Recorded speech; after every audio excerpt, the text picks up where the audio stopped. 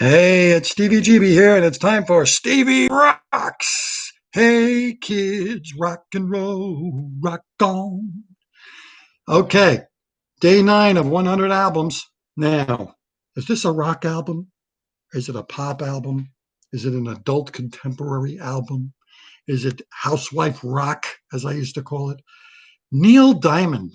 Now, Neil Diamond started out and still is really, he always was, let's put it this way, a great songwriter. He's an excellent, he's up there, he's like a Carole King.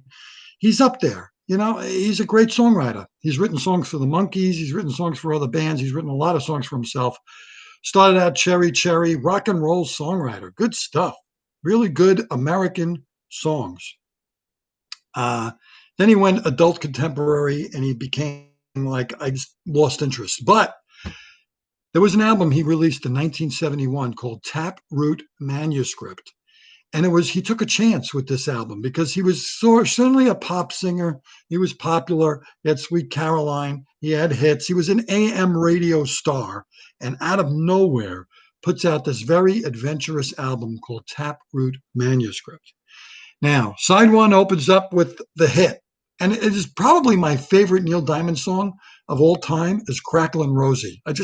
I can't get enough of that song. I just love it. I can listen to that song every day and I never get tired of it. I just love that song. It's I could sing it. Crackle and Rosie, get on board. We're gonna ride till there ain't no more to go. Taking it slow. Just a good riff, a good pop hook. It's about a bottle of wine. It's just a fun song. Then he has a nice song called Free Fall, and Cool Cool Morning is a slow ballad. He has a great song on there called Done Too Soon, and he talks about all the people who have died. He does a Hollies song, He Ain't Heavy, He's My Brother, which, did he write that? I'm not sure. I got to look. And then something happens on side two. Now, I spoke the other day about side two of Abbey Road being the greatest side two of all time, and it still is. This doesn't come close to that, but it's still a fascinating side of an album. It's called the African Trilogy. And he's got some African musicians in there. He's got an African choir in there, and it's kind of the preamble to Graceland and some of the things that like Talking Heads did. And there's definitely an influence on a lot of people from this specific album because it's like that Africa. And there's another hit in there, Suleiman, very cool. Suleiman, Suleiman.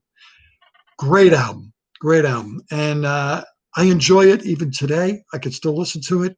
It's very adventurous for Neil Diamond.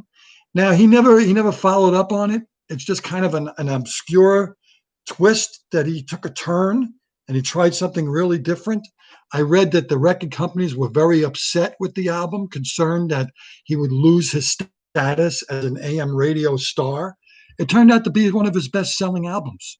And to this day, it's known as a classic and kind of a very influential in its musicality and ability to incorporate an international flavor. It had never been done before.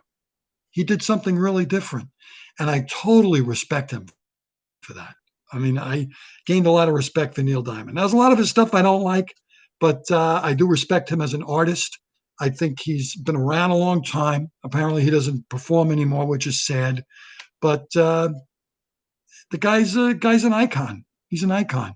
And when he passes away, he will be noted as an icon. And this album will certainly be in the top 5 of his greatest albums. Maybe, I think it's his best album, to be honest with you. Neil Diamond, Taproot Manuscript. Check it out. It's good stuff. See you tomorrow with album 10.